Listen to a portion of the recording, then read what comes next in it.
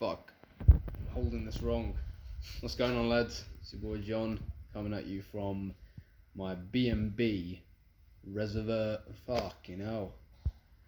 I haven't spoken English in a long period of time, like in an actual conversation, because most of my communication with these Italian folk has been hands, words, like single words, eye contact, body language. Like I just can't speak fluently because they just don't understand me. And a lot of them think I'm bloody Italian as well. So they speak to me in Italian and I have to respond with a stupid smile on my face with a broken English to try and get them to understand what I'm saying. So this is literally the only time where I'm sitting down and actually speaking fluently English. So bear with me because it's going to be a bit broken. But what's going on? I had a weird intuitive thought earlier today. In fact, it was just a few minutes ago, so that's a lie. But it's literally that all of my friends, acquaintances, people that I had close relationships with this year, not the women, but the men, they were all in relationships. They all had girls, alright? They were either having sex on the side, or they were in relationships, or they had fuck buddy relationships. Excuse the French, right? They had casual sexual relationships with women, okay? And I was the only one who wasn't in any sort of sexual intimacy in the group, okay? Now, that is probably something that a lot of you guys have experienced, okay? Being single in a midst of everyone around you being in a relationship or having girls or just having sex in general. And I know that the first thing that comes to mind when you're in that state is, what the fuck is wrong with me? Okay, like, what the fuck is wrong with me? Why the fuck am I not in a relationship / with a girl / having sex, like even casually? And this is the thing about anything in life.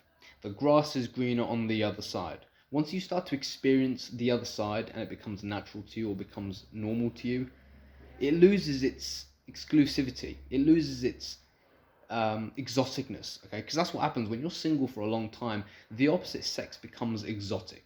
Now, I'm not saying women aren't attractive. I love women.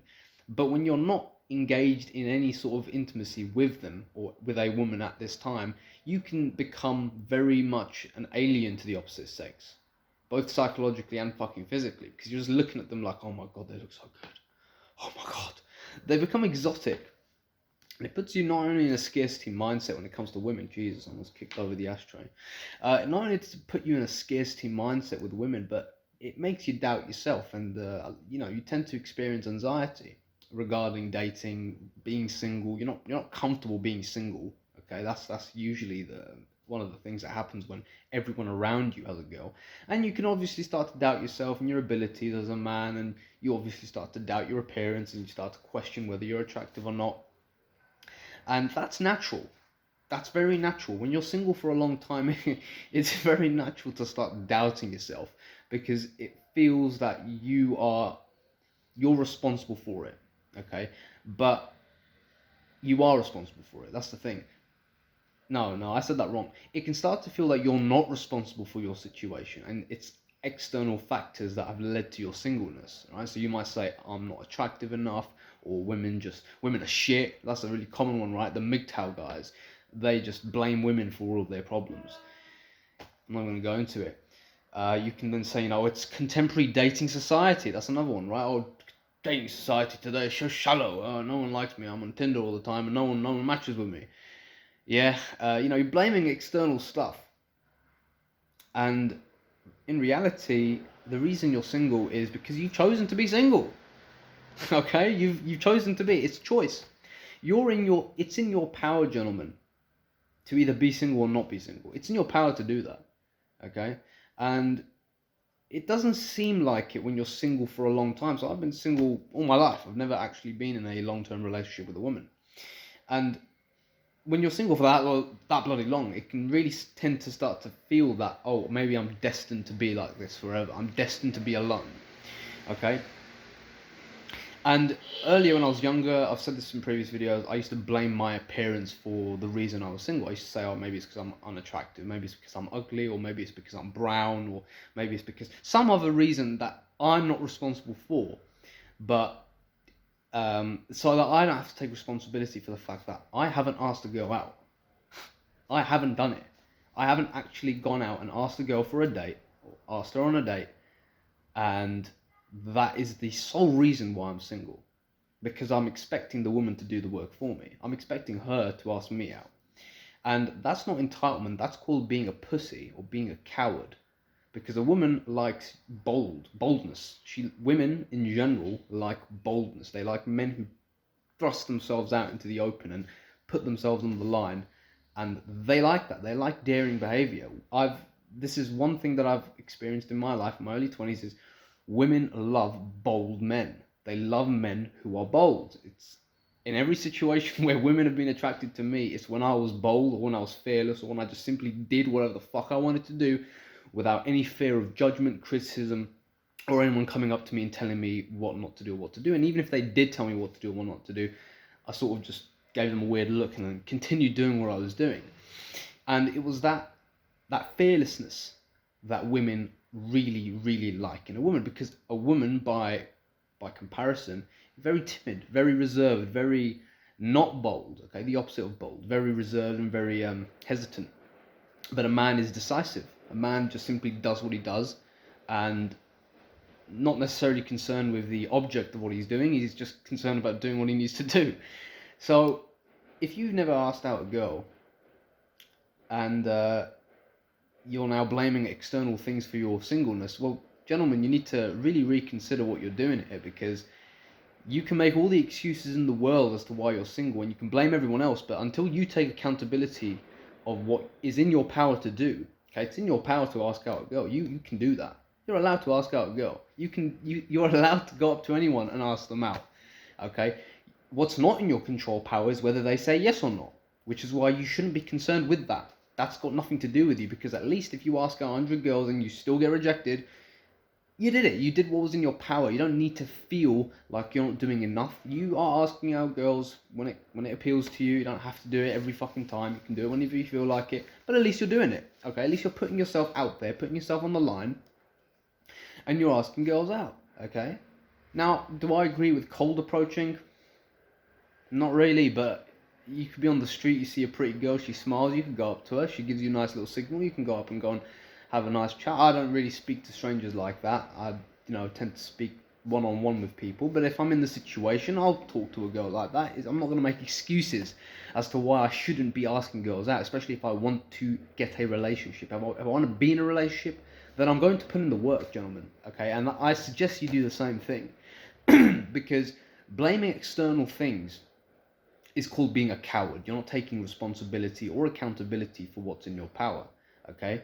Now, I had to get it by process of elimination, because, again, the mind is that where if it doesn't have the proof, then it will make up all sorts of judgments and delusions to try and justify its situation. So, a common one for me was, I'm not attractive. Okay, I'm not appealing, physically appealing to the opposite sex. And that's been proven wrong very many times. I've had many women in the past who've shown me that they like me, they've shown interest, and just because they didn't ask me out, women don't do that, by the way, but just because they didn't ask me out, I then took that as a rejection. Yeah, and that's wrong. The judgment I made was wrong. It was maybe right for the time because I learned from it, but it was a wrong judgment. It was a wrong perception.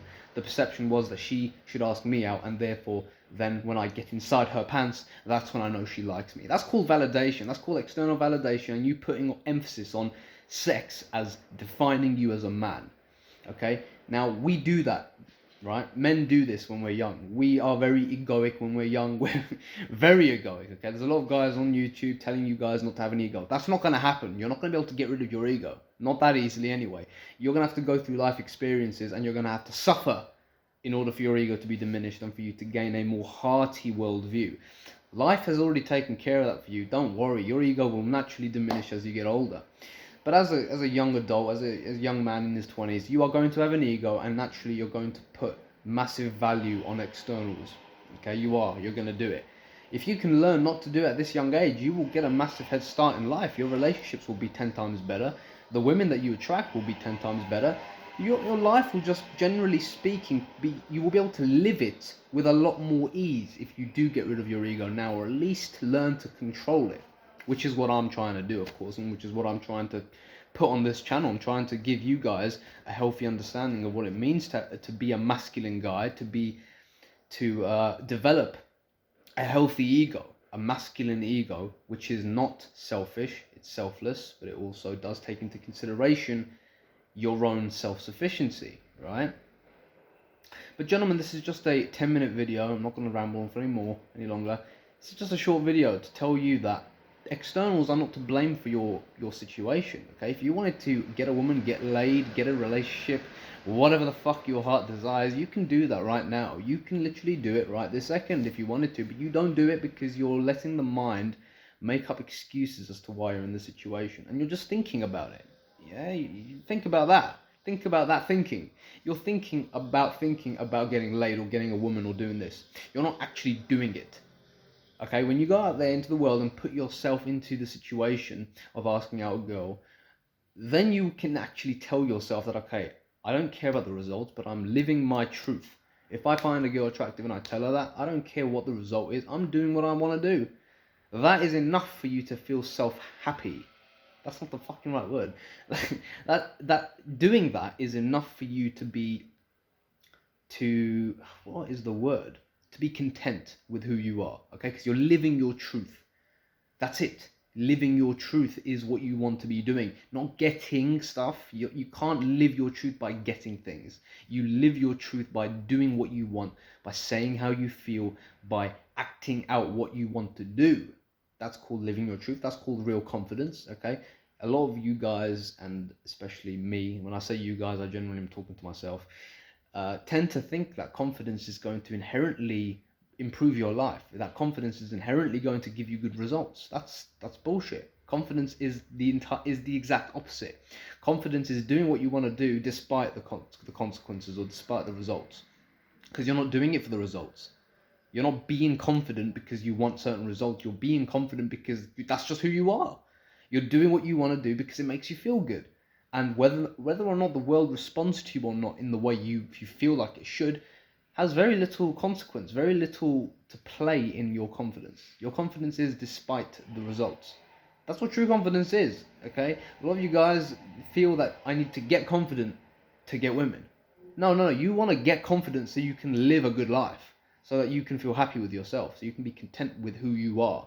So you don't go to sleep with the demons in your head eating away, telling you should have done this, should have done that, should have done this, should have done that. Okay, because you were letting fear take away your true sense of self, and you were giving into it, and you weren't being confident. Okay, and trust me, guys, when you actually embody who you are, forget about external validation, forget about what other people give you or tell you. You will feel content with who you are, and you will actually then have this natural magnetism about you, which is going to be that I am satisfied with who I am, and I'm satisfied with what I'm doing, and I'm happy with where I'm going, okay? That is true confidence, and that is your magnetic sort of aura that you're looking for. You don't get it, though, through externals, right? That's something I need to tell you a lot. This is just stoic talk here. You don't need to even watch this whole video. You can literally pick up a book of Marcus Aurelius or Seneca or Epictetus, whoever your favorite stoic writer is. Go pick up their books, and they'll tell you everything that I'm saying. I'm just regurgitating what I've read, okay?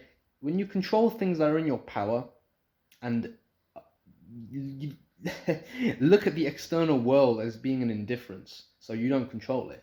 That's why you are indifferent to women attraction, okay? That's why you're indifferent to negative people. You're indifferent to things just going wrong that are outside of your power, because you don't have any power over it, okay? You don't have any power over it. Same way, if you're suffering from anxiety or depression regarding women, your anxiety and depression, by the way, your anxiety might be, but your depression has nothing to do with women. Your depression has nothing to do with women. Your anxiety doesn't even have anything to do with women, actually. But let's say you do have anxiety regarding women and singleness and all that crap. You need to prioritize, okay, what is in your control and what isn't in your control. Okay, so regarding women, what's in your control? In your control, if you want to speak to a woman, that's in your control. If you want to talk to her, that's in your control. You're anxious not because you are anxious about talking to her. You're anxious about the result. You're anxious about when I go up to her, how's she going to respond to me? How's she going to look at me? How's she going to judge me? Is she going to say yes to me? Is she going to reject me? Am I fearful of rejection? That's what you're thinking about. So you're constantly thinking about things you can't control, and therefore now you don't even go up and make the approach because you're just thinking about why things are going to go wrong. The things that you can't control, like her response to you. You can't control that, gentleman. You can't control how she responds to you. You can get a girl and you go up to her and you think inside your head, oh, she's going to fucking reject me, ain't she? I'm out of her league, or she's out of my league, or whatever it may be. You go up to her and she's just smiling at you. She's happy. She's flirty. She's just all over you. And you're like, what the fuck? I did not think that was going to happen. Okay, I'm surprised. That's been most of my experiences when I've went up to a girl and just spoke to her. Most of the time it's been a smile, very flirty, very happy, very excited. Excited was the response, and I always was perplexed by that. I was like, I thought it was going to be blunt. I thought she was going to be a bitch. I thought she was going to just give me a weird look and tell me to fuck off. No, just bullshit. Anxiety about things that I can't control. Okay. When a confident guy, in general, just simply goes up to the girl he likes or finds attractive and just speaks to her, and he sees whether or not she's interested or not. If she's interested, cool.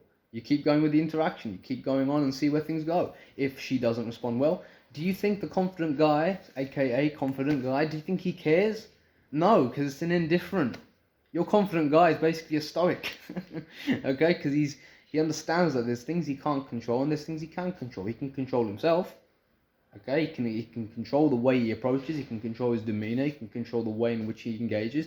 He can't control the way in which she responds, which is why he doesn't care about the way she responds, negative or positive. Of course, he's happy if she responds positively. Anyone would be. Okay, but he's not going to be flawed with it. Likewise, he's not going to be perplexed and be thrown off his balance when she's negative, because he's already going in with an abundance mindset of, let me see how this goes. And the way she responds is not a reflection of me, it's a reflection of her, of how she feels. Maybe it's about me, cool, but I can't change that. I can't change the way I am. I can't change the way in which I present myself. Or I can, but I can't change my physical appearance. I can't change who I am, okay, at my core.